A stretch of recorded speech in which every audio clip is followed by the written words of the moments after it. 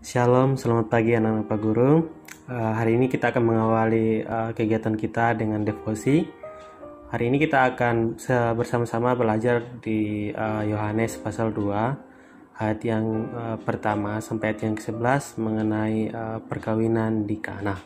Pak Guru yakin bahwa anak-anak Pak Guru sudah sering ya mendengar tentang perikop ini. Bahkan kemungkinan besar beberapa dari anak-anak Pak Guru pernah menjadikan ini sebagai ayat hafalan seperti itu. Nah, hari ini secara khusus di devosi kita akan membahas mengenai mujizat pertama yang dilakukan Tuhan Yesus yang waktu itu dilakukan di Kana, tepatnya di Galilea. Dan sekarang kita akan lanjut untuk pembacaan firman. Sebelumnya mari kita satu dalam doa.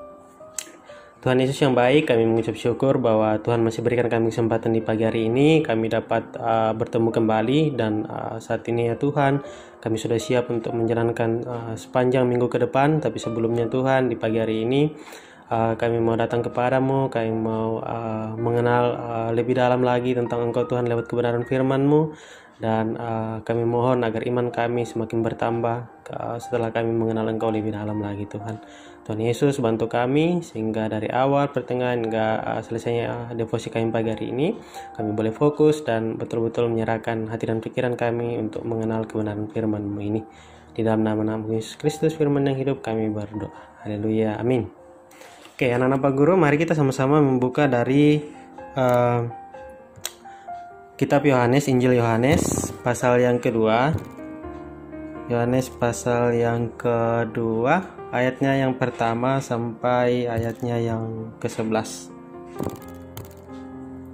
Oke, Pak Guru akan bacakan bagi anak-anak Pak Guru semua. Dan apabila saat ini anak-anak Pak Guru sudah dapatkan juga perikopnya, maka anak-anak Pak Guru boleh mengikuti pembacaan ini ya. Yohanes pasal 2, ayatnya yang pertama sampai ayatnya yang ke-11. Perkawinan di Kana.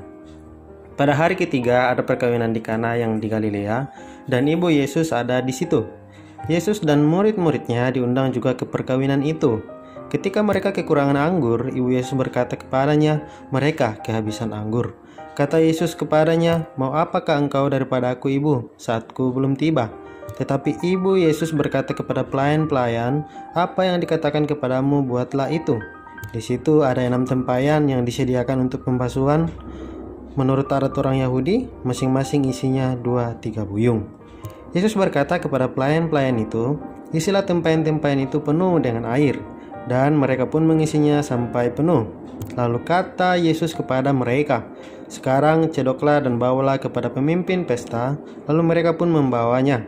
Setelah pemimpin pesta itu mengecap air dan yang telah menjadi anggur itu, dan ia tidak tahu dari mana datangnya, tetapi pelayan-pelayan yang mencedok air itu mengetahuinya, ia memanggil mempelai laki-laki dan berkata kepadanya, "Setiap orang menghidangkan anggur yang baik dahulu, dan sesudah orang puas minum, barulah yang kurang baik.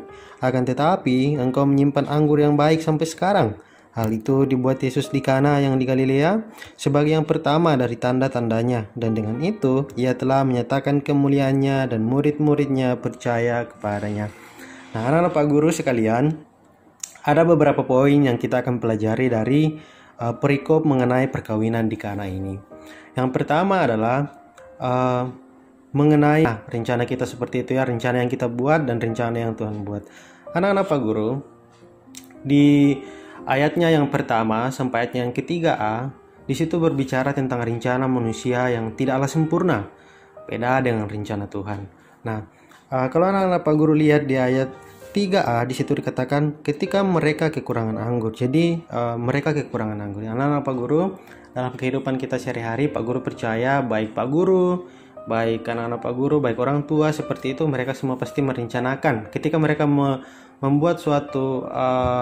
membuat suatu acara atau ingin membuat suatu agenda, maka pasti direncanakan. Terlebih dahulu direncanakan seperti itu.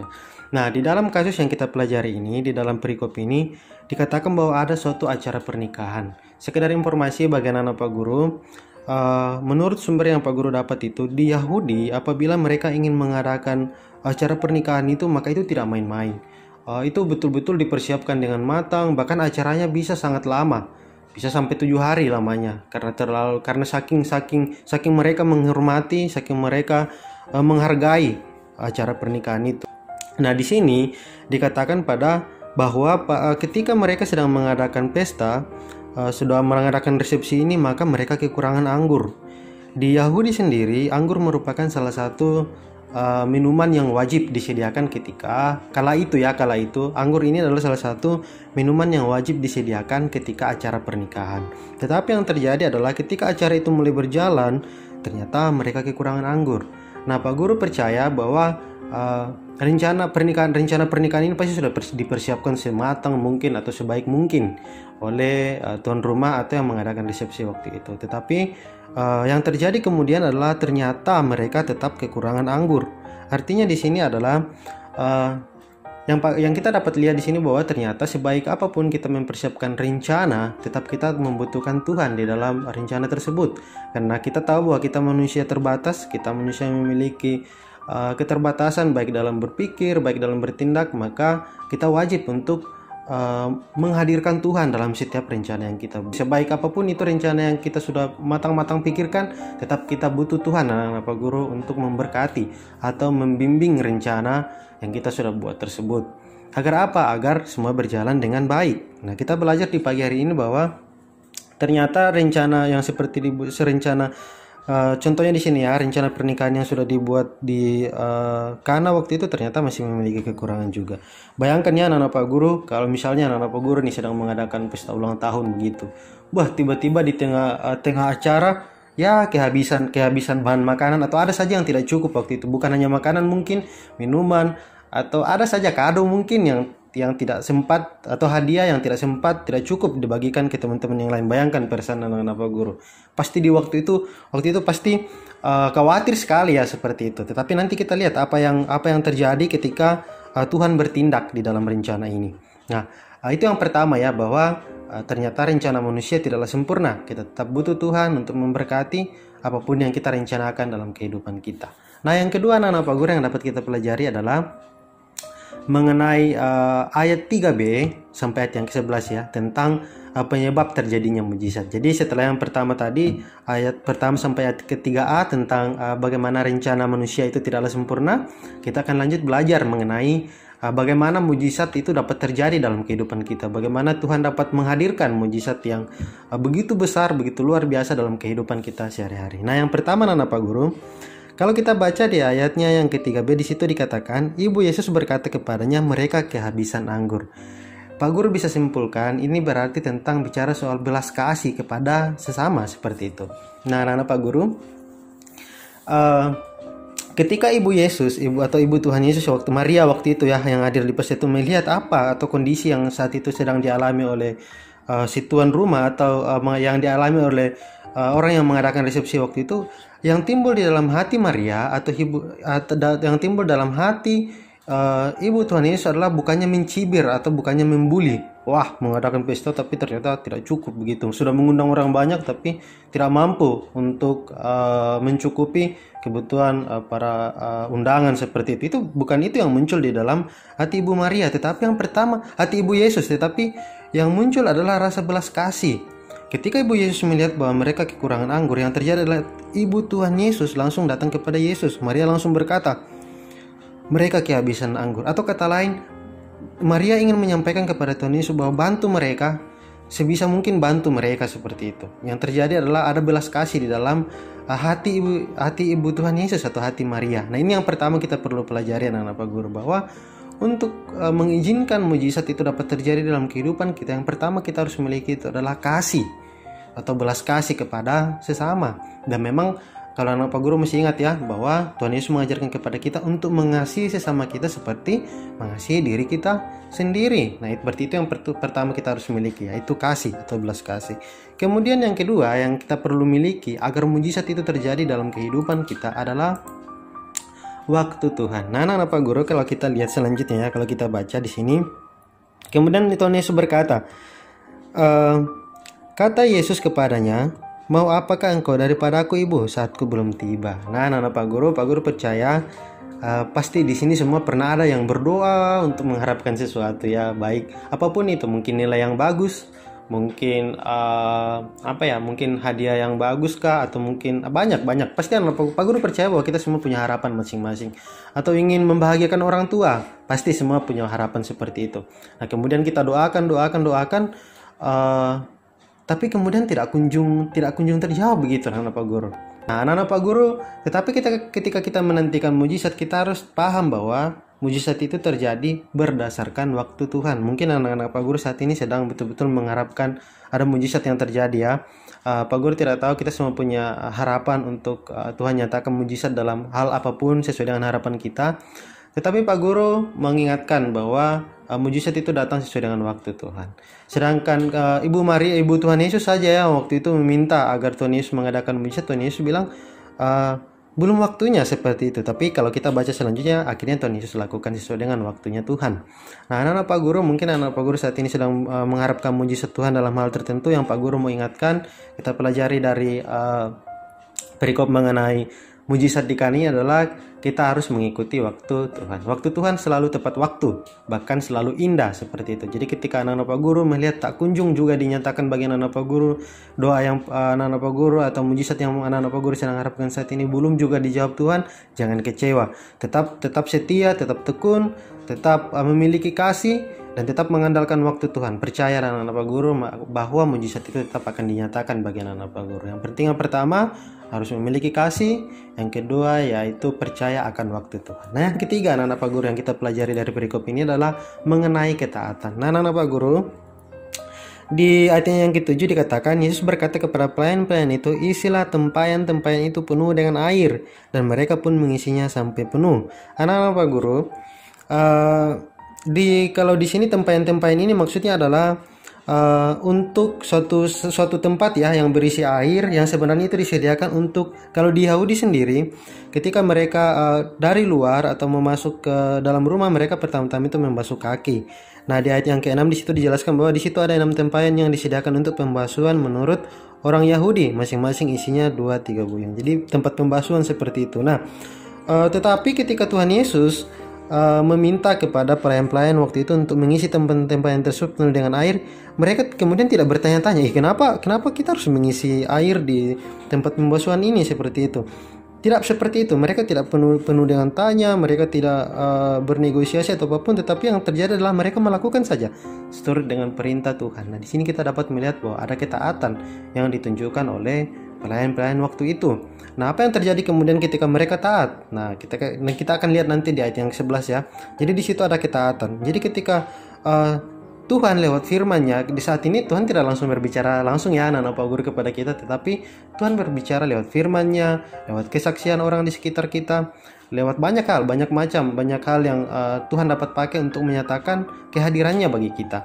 Nah apa yang terjadi ketika kita belajar tentang firman Tuhan, kita sudah tahu bahwa Tuhan menginginkan kita selalu memiliki sukacita di buah roh itu ya, selalu mempunyai damai sejahtera, selalu mengasihi sesama kita. Apa yang terjadi? Kita harus taat melakukan itu anak-anak Pak Guru. Jadi kita sudah tahu bahwa perintah Tuhan lewat firman-Nya itu ada seperti itu tuh nyata bagi kita lewat kalau kita baca ya anak-anak Pak Guru, itu nyata perintah-perintah Tuhan kepada kita. Apa yang terjadi ketika Tuhan memerintahkan kita untuk tidak jemu-jemu berdoa? Apa yang terjadi ketika Tuhan memerintahkan kita untuk mengasihi sesama? Maka yang harusnya kita lakukan adalah kita selalu taat melakukan atau menjalankan apa yang Tuhan sudah perintahkan bagi kita. Yang ketiga ya mengenai ketaatan. Selanjutnya, ketaatan itu kita harus wujudkan dalam bentuk tindakan. Ini tidak jauh-jauh beda ya, ketaatan dengan tindakan. Ketika kita sudah memiliki ketaatan akan pengenalan akan firman Tuhan, ketaatan dalam melakukan firman Tuhan, ya itu betul itu diwujudkan lewat tindakan. Nah, anak-anak Pak Guru, mari kita lihat apa yang terjadi berikutnya. Lalu kata Yesus kepada mereka, sekarang cedoklah dan bawalah kepada pemimpin pesta. Lalu mereka pun membawanya. Anak-anak Pak Guru percaya waktu itu pelayan-pelayan ini bisa dikategorikan orang yang sedang bekerja ya di dalam pesta tersebut, atau mungkin ya orang yang melayani di situ, yang diberikan pekerjaan untuk melayani di dalam acara tersebut. Nah, anak-anak Pak Guru bayangkan seandainya mereka ini sudah tahu, wah kita kehabisan anggur, dan pemimpin pesta waktu itu membutuhkan anggur, atau para hadirin waktu itu membutuhkan anggur, tetapi yang kita mau bawa kepadanya adalah air biasa. Wah, sebagai manusia biasa mungkin waktu itu kalau saya pribadi mungkin agak ragu begitu. Waduh, saya diminta pemimpin pesta meminta anggur dan saya harus membawakan air biasa. Jangan-jangan nanti saya dikira tidak sopan, atau jangan-jangan saya nanti ya dipecat dari pekerjaan saya ini, dikatakan tidak becus dalam melakukan pekerjaannya. Contohnya ya seperti itu. Bisa saja mereka berpikiran seperti itu karena yang mereka ambil waktu itu kan air, yang mereka masukkan dalam tempayan itu kan air secara manusiawi ya. Tetapi tidak. Yang kita lihat bahwa ternyata pelayan-pelayan ini melakukan seturut dengan apa yang diperintahkan Tuhan. Mereka menyatakan ketaatan mereka itu lewat tindakan mereka. Jadi ketika Tuhan Yesus meminta pelayan-pelayan untuk mencodok air tersebut dan membawanya ke pemimpin pesta, mereka melakukan hal tersebut. Mereka langsung membawanya dengan tidak ragu-ragu, dan apa yang terjadi selanjutnya, dan berkata kepadanya, setiap orang mengidangkan anggur, ini pemimpin pesta ya, mengatakan bahwa setiap orang mengidangkan anggur yang baik dahulu, dan sesudah orang puas meminum, barulah yang kurang baik. Akan tetapi engkau menyimpan anggur yang baik sampai sekarang. Nah ternyata setelah mereka menyatakan ketaatan mereka itu lewat tindakan mereka, ternyata yang terjadi adalah mujizat Tuhan. Air yang biasa itu berubah menjadi anggur, bahkan dikatakan anggur yang lebih baik dari anggur sebelumnya. Wah, luar biasa. Ternyata ketika Tuhan menyatakan mujizatnya, apa yang kita minta mungkin maunya kita 50%, Tuhan kasih yang 100%. Kita mau 100%, Tuhan kasih berlipat-lipat ganda. Seperti itu ya. Jadi anak-anak Pak Guru, ketika anak-anak Pak Guru dalam kehidupan anak-anak Pak Guru sedang menantikan mujizat Tuhan, percayalah, yang pertama anak-anak Pak Guru harus memiliki belas kasih, harus memiliki kasih. Yang kedua harus memiliki percaya waktu Tuhan. Yang ketiga harus memiliki ketaatan akan firman Tuhan. Dan yang terakhir, yang keempat adalah menyatakan ketaatan itu lewat tindakan anak-anak Pak Guru. Jadi orang-orang lain bisa terberkati, orang-orang lain bisa melihat bahwa anak-anak Pak Guru adalah anak-anak yang percaya pada Tuhan. Pak Guru berdoa, Pak Guru percaya ketika anak-anak Pak Guru memiliki hal empat ini juga, dan hal-hal lain yang Tuhan mau untuk anak-anak Pak Guru lakukan, maka pasti mujizat Tuhan itu akan nyata dalam kehidupan anak-anak Pak Guru. Oke, dan yang terakhir adalah pertanyaan renungan.